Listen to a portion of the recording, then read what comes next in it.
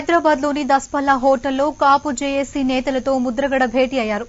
సమావేశానికి Dasari Narayanarao, Ambati Rambabu, Ummareddy Venkateswarlu, number 1 news CMD Manchala Sai Sudhakar Naidu, ఇతర నేతలు హాజరయ్యారు. కాపు ఉద్యమ భవిష్యత్ కార్యాచరణపై సమావేశంలో చర్చిస్తున్నారు. పూర్తి సమాచారాన్ని మా ప్రతినిధి రవి విళ్ళ నడిపిస్తున్నారు. రవి, చెప్పండి, సమావేశానికి ఎవరెవరు హాజరయ్యారు?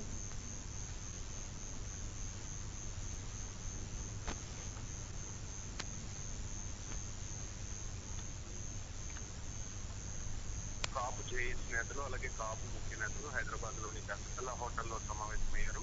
ఇది ఒక కీలక భేటీగా చెప్పుకోవాలి. ఎందుకంటే కాపు రిజర్వేషన్ల కోసం పోరాటంలో పట్టు సడలని విక్రమార్కుల్లా ముద్రగడ ఉద్యమిస్తున్నారు. మొదటి నుంచి ముద్రగడకు సంఘీభావంగా చాలా మంది ఇప్పటికే తమ మద్దతు తెలిపారు. కాపు ముఖ్య నేతలంతా కూడా ఒకటయ్యారు. టి రామచంద్రయ్య, దాసరి నారాయణరావు, ఉమ్మారెడ్డి వెంకటేశ్వర్లు, అలాగే Ambati Rambabu, number 1 news channel అధినేత ఎంఎస్ఆర్ బొత్స, అలాగే 13 జిల్లాలకు చెందిన కాపు జేఏసీ నేతలందరూ కూడా ఈ భేటీకి హాజరయ్యారు. భేటీ స్టార్ట్ అయ్యి హాఫ్ అన్ అవర్ అయింది. ఒక కీలకమైన ఒక నిర్ణయం తీసుకునే అవకాశాలు కనిపిస్తున్నాయి. ఎందుకంటే మంజునాథన్ కమిషన్ కూడా గడువు ముగిసిపోయిన పరిస్థితి.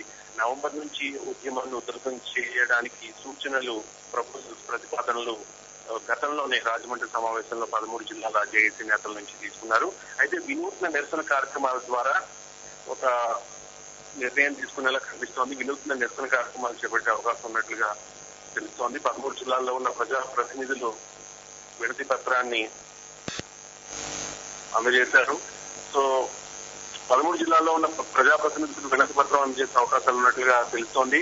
అలాగే కాపు జాతికి జరిగిన అన్యాయం ఏదైతే ఉందో ఆ డేను పురస్కరించుకుని ఒక బ్లాక్ డే నిర్ణయించాలి అనే ఒక ప్రపోజల్ కూడా వచ్చింది. అలాగే ఇప్పటికీ ముద్రగడ గతంలో పిలుపునిచ్చినట్టుగా పల్లెం గరిడితో కొట్టి తమ నిరసనను వ్యక్తం చేయాలని కూడా పిలుపునిచ్చే అవకాశం ఉంది.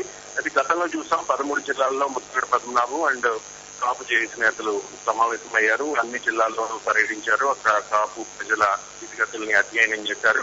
నేపథ్యంలో ఏం జరగబోతోంది అంటే మంజునాథన్ కమిషన్ భేటీ, కమిషన్ నివేదిక ఇచ్చే టైం కూడా అయిపోతుంది. కాబట్టి మొదటి నుంచి కూడా కాపులలో చీలిక తెచ్చే విధంగా విభజించు పాలించు స్ట్రాటజీతో టీడీపీ గవర్నమెంట్ వెళ్తోంది. కాబట్టి ఈ నేపథ్యంలో కాపు జాతిని ఏకం చేయాలనేది ప్రధాన అజెండాగా ఈ భేటీ జరుగుతోంది. భేటీ అయితే కొనసాగుతోంది. ప్రస్తుతం దాసరి నారాయణరావు గారు మాట్లాడుతున్నారు. అందరూ కాపు జాతికి సంబంధించిన ముఖ్య నేతలందరూ ఈ భేటీకి వచ్చారు. కాబట్టి వాళ్ళ ప్రపోజల్స్ విన్న తర్వాత ఒక కీలక నిర్ణయాన్ని తీసుకునే అవకాశం ఉంది. అప్డేట్స్ ఎప్పటికప్పుడు మీకు అప్డేట్స్ చేస్తాం. Thank you. Right, thank you Ravi.